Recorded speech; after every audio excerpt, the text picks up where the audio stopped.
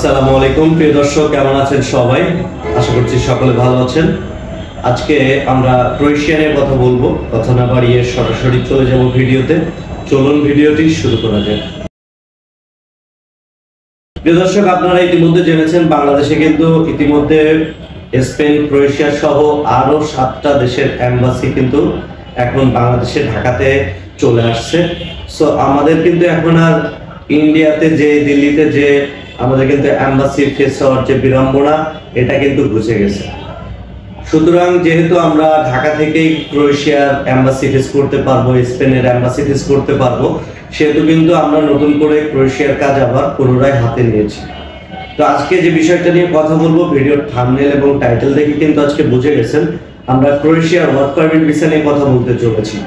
তো প্রিয় দর্শক, আপনারা যারা ক্রোয়েশিয়াতে যেতে চান তারা কিন্তু আমাদের সাথে যোগাযোগ করতে পারেন। আমরা ক্রোয়েশিয়া সম্পর্কে আজ